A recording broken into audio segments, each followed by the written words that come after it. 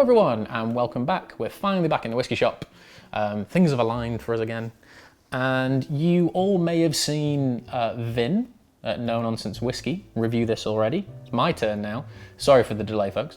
But it's finally here. I wanted to save this occasion for it.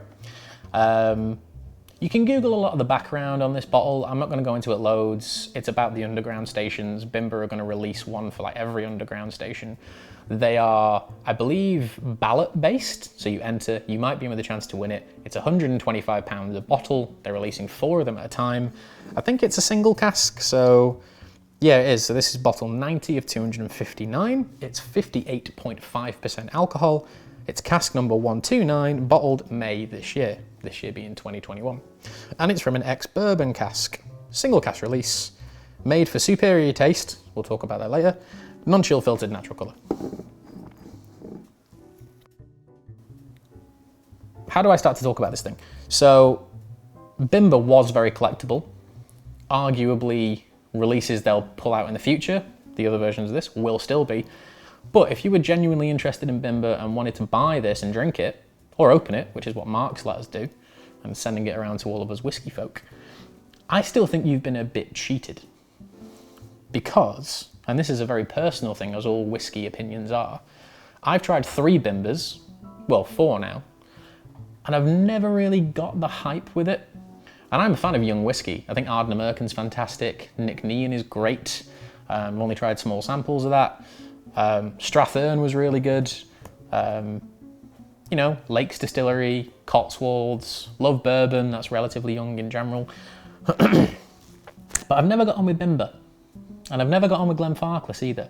And I'm still yet to see the point, especially when the standard releases are like 70 to 75 pounds, and other distilleries are doing this sometimes the same age, sometimes a little bit older. It's £20 less per bottle.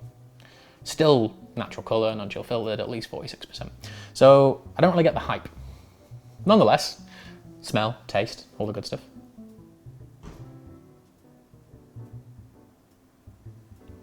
That's pretty hot on the nose. I was trying not to watch Vin's video for a while, just so my opinion was clean on this. But I watched it last night. He makes some very good points. He goes in a little bit more into the history of it. I'll link his video in like the biography thing. And he mentioned it needs to be sat in the glass for about half an hour. I haven't done that. It's been sat in the glass for roughly like 5 minutes, but I have tried this previously and I did let it rest for quite a while, just coincidentally. But on the nose, it is pretty hot.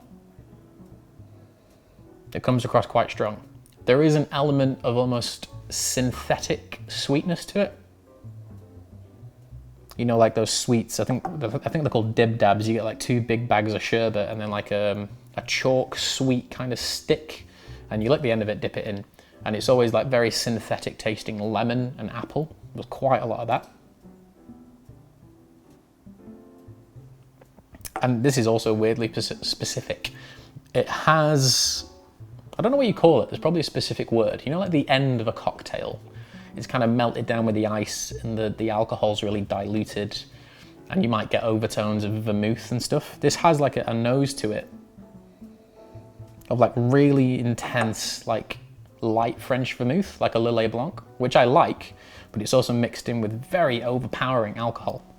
And I'm a fan of ex-bourbon stuff, and this really just doesn't set me on fire at all.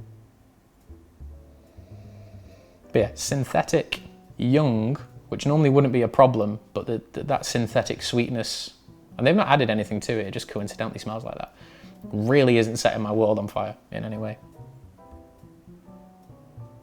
It's a bit herby too, like thyme, lemon and thyme. Taste.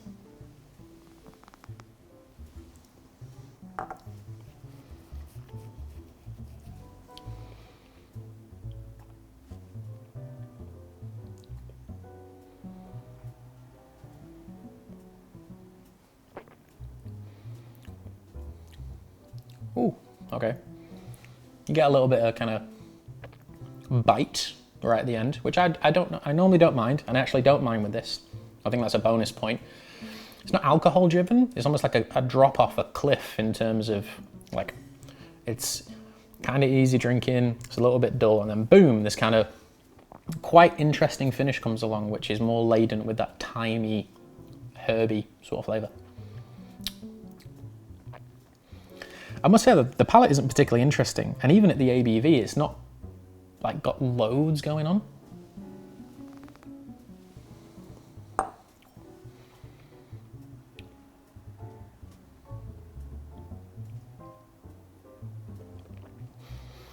I like coriander. Some people don't. But there is like a soapiness to this. And I don't know if it's like a follow-on from that synthetic thing. Like synthetic fruit, very heavily scented, like potpourri stuff. With a finish that ends kind of herby, with a little bit of spice. I've only drank one of the whiskey today, for a review that we filmed prior to this. And I must say, for cask strength whiskey, it doesn't have like a huge amount of presence to it. Much as the smell doesn't have a particularly large amount of presence to it either.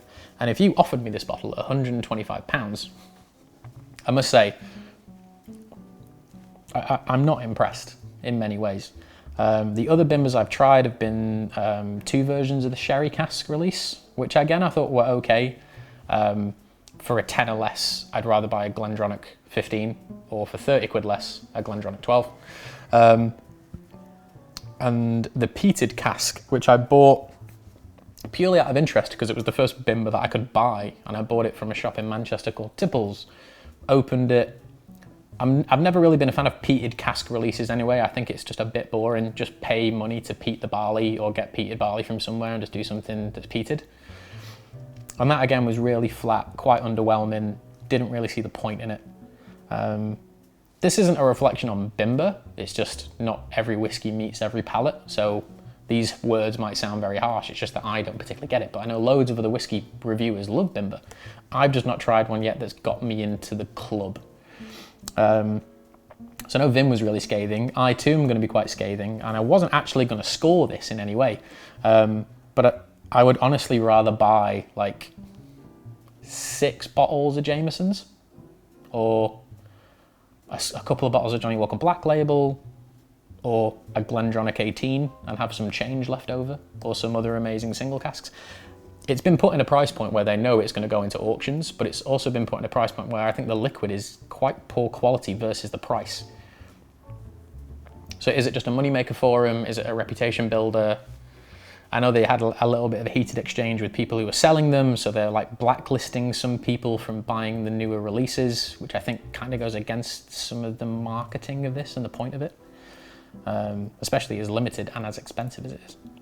But yeah, I'm going to give it quite an aggressive score of like 6.5 because I don't think it's worth the value. I don't think the taste is there in the flavour profile. At maximum, it's like 4 years old, and we've tried 4-year-old spirit on this channel. Things like Rasse, which were incredible. Ardnamurchan, American, 6 years old. We haven't tried Neon on the channel, but even at, again, 4 or 5 years old, I think even like 3 and a bit, that stuff walks over this, and it's £75 a bottle cheaper. Just goes to show that just because it's cask strength, natural colour, and non-chill filtered, it doesn't necessarily mean it's the best whiskey. So yeah, it's quite scathing, 6.5. There are many other cheap whiskies and other expensive whiskies I would have over it. But yeah, not a fan. I'm yet to be won into the Bimber club. But thank you all for watching. This is one of the Bimber Underground releases, and I'll see you all next week. Cheers.